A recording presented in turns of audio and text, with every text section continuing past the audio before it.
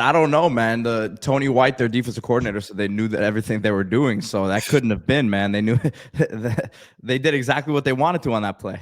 Man, I think I don't even know who Tony White is. He's probably a good DC. I have no idea, honestly, but it seems like the focus was we're going to stop the run. We're going to be the team to go in and shut Miami's run game down. And kind of what Dawson alluded to was like, all right, that's fine. But like he said, you gotta have some guys that can cover, because you have too many dudes in the box. That's a lot of one-on-one matchups on the edge. And it's like, I like our guys over your guys. That's just what it comes down to. So Aman, not to cut you off here, but I want to pull this up for everyone. I'm pulling up Coach Cristobal's Twitter page right now. And Coach Cristobal retweeted the CanesInSight tweet from yesterday. Yeah. Talking about Shannon Dawson there, mentioning what you said at the end there, that they couldn't stop Miami's receivers. So personally, I love this version of Mario here, and it just goes to show you there's a reason why he looks into the camera and he says the state champs thing. There's a reason why he pounds the podium last year at the press conference, because like he sees everything out there. He knows it will get recirculated. He knows it will live on social media. And I think he's in a position where he can stick his chest out a little bit now about some of this stuff. So now, for sure. I mean, we spend all season, like, well, I should say off season, where rivals were trolling, right? We dropped those last 2 games, people making fun of us and all that type of stuff. So I think, and I know for a fact the staff's going to hear it, the players hear it. So obviously every year you get a chance to get revenge or get back, right? And we always want to be all the in-state schools. So it's just one of those internal bragging rights that a coach is never going to really go on like a media thing and like say what he really wants to say. But it's understood. Like, we want to be Florida State, USF, whoever's in the state of Florida. We want to beat them, take it to them. And you get a whole nother year, or 12 months, I should say, of bragging rights, because that's just what it is. Now, is that our only goal for the season? Obviously not, but you still got to somewhat enjoy this moment for a chance, because it's very hard to beat all 3 or 4 teams in the state of Florida back-to-back years. And for those who don't know what we just showed, so Tony White, the defensive coordinator for FSU, basically kind of said, like, talk about the flea flicker, like, hey, when you was coming, we had 3 safeties back there, like, Aman said, shot plays after those situations are pretty common. So he's like, when you was a shot play, we had our safeties there. And obviously the coaching staff didn't like it. So Shannon Dawson made a comment in that video about how, if you can probably play the video, why don't you go pull up the video so you can play it, talking about how, well, the problem is, like you mentioned, they're trying to stop the run because they know they have to, or else we'll just get mauled. They'll get mauled because they can't match up. So not only are they putting numbers there, but the safeties are kind of laser focused on that. And Dawson said, look, I'll let him say it. Let Shannon Dawson say it himself. I don't look at it in the sense of we were, lacking in the run game. That's just what they chose to take away. Good. Like, you choose to take that away, fine. Your corners better be able to cover. And theirs didn't. I don't look at it in the sense of right there, taking a little response. And then Cristobal, so we reposted it, and Cristobal retweeted that. So obviously the message is being sent, but it's like, Aman, with this team, I think FSU, Matt, when you look at I've heard their fans say, oh, we stopped, just like how Dawson's responding to, we stopped your running game. And your trenches aren't what they said they were, or whatever. I've heard that. I've seen that narrative. It's like, look, if our trenches weren't what you thought they were, why did you have so many guys in the box? It's like that game was done before it even started, right? Just with the matchups. Yeah, man, that pride is a hell of a thing, man. Like, it's just one of those things, man, like where a man just never really wants to admit when another guy just got him. Like, end of the day, Dawson was out there playing chess. He was playing checkers.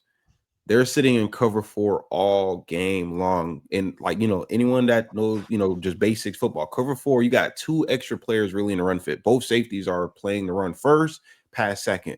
So you knew it was a matter of time before he ran a post, go, double move, something, to attack that coverage.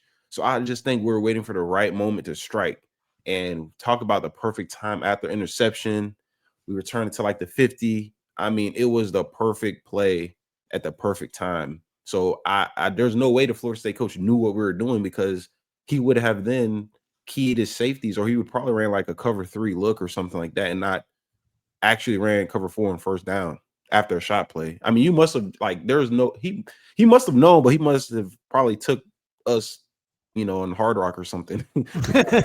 There's no way you sit in cover 4 on first down after a shot, after an interception turnover. I mean, you know the shot play is coming. You know it's coming. Geo Kane asking me how many pressures and sacks are they going to back? No sacks and 7 pressures and 30 dropbacks, from what I just looked up. So it's funny, the Google AI overview. I just Googled FSU pressures on Carson Beck. They give you the whole rundown, and then the last thing says focus on the run. FSU's defensive focus was on stopping Miami's run game, which may have allowed Beck more time in the pocket. There we go. But Aman, Yep. you know, just you hear the term balanced, and this is something that I see just, you know, being on this chat and talking to people, is like, you hear a lot of times people talk about balanced offense, and the initial thing people think is that means you run it 50 times, you pass it 50 times, or you do it 50% of the time, right? Mm-hmm. But really, balanced offense is you take away the run, and we're just going to throw it over the top of you. And if you try to play the passing game, put those safeties back there, play cover 2, we're just going to hand off to Mark Fletcher and eat you alive. So, like, what does it mean to you to be a balanced team? And is this Miami team a balanced team? Yeah, for one, yeah, we are a balanced team. I mean, it's about as balanced as it can get, really. The run game is there. Obviously, the passing game is showing itself now, like, on a more, I guess, consistent basis versus like a good defense, I would say. People, I think, get upset when you see a game and it's like, I guess, boring, right? Where we're running the ball strong all game. Passing game isn't really, you know, hitting like it was this last game. But then you're going to have a game like we just saw where Beck is 20 for 27, 241 yards, 4 touchdowns, and the running game is under 100 yards. That's kind of like, to me, that's balance. Like, where game in, like, you may get a different style of play, right? We may play Louisville and you may see us back to the running, like leaning on the run, getting, you know, 5-6 yards a carry.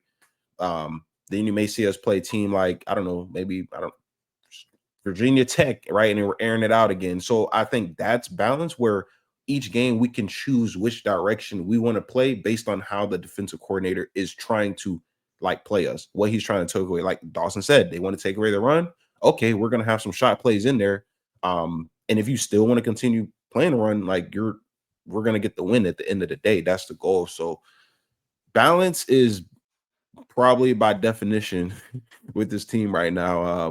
And I really do enjoy it. I think last year, I think the numbers say we were balanced, but it just felt like we're more pass heavy at times, like 3rd and 4, we're throwing the ball, 3rd and 6, we're throwing the ball. I feel like with this offense, it can be 3rd and 4, we're dead run it and pick up the first down, maybe 10, 15 yards. So I think this is a more balanced team, in my opinion. Both sides of the ball, offense, defense.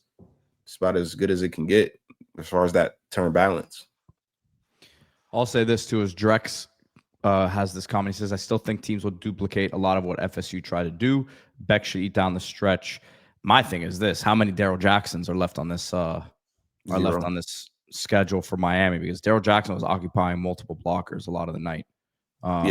So that's the other part of it, is that we can get on FSU's personnel as D Money has taken the last 2 weeks to do. But still up front, I expect that they have some better talent than what Miami is really going to face the rest of the way here. Yeah, I think those 2 D tackles are pretty solid. Like, as far as like size and just space eating, like, you know, it's hard to move those guys like completely out the way. But, you know, I think we did a good job. But, you know, those guys are definitely going to play in the NFL for sure. So it's just one of those things where I don't really see, like you say, Louisville or Virginia Tech or any of those kind of other ACC teams like having like that type of size, like 6'6", whatever he is, 330 or whatever it is, you know, sitting in the nose, right? Kevin Dennis saying, what's up? Mon, saw your brother on Friday. Didn't know he coached for West Boca. They destroyed us. I don't know if that's your brother or your bro, but whoever it is, West Boca's cooking, man. They got a good program over there. Yeah, my little brother, little Mark Richards, he's coaching at West Boca. He coaches the running back, special teams. So, you know, he working his way through the whole coaching realm, thing. So shout out to West Boca. I know we got a good commit over there. Yeah, he's a running back. Yeah, he's a running back, man. So there you go. Must Yep. yeah. So he must work with him closely. That's nice. Yeah, your brother was a good player, man. I remember watching his highlights that year. We missed on everybody, man. That one hurt. But we weren't doing much at that time anyway, so it's not like he missed too much out here. But Pete, on your point, I think it was a good one. I want to kind of just get back to it, which is, as far as stopping the run and playing to stop the run, the rest of the schedule, we've got the ACC coming up. You're right. There's no more Daryl Jacksons on the schedule, but that's probably even more reason for them to throw numbers at the running game because, right. I mean, FSU couldn't even play us straight up with him. I mean, they had to focus on the running game plus having a little bit better personnel. These other teams, just look at the schedule. I don't know of any team on the schedule until you get to the ACC championship at least, and maybe just until the playoffs, can stop our run without throwing numbers at it because I don't see anybody matching up.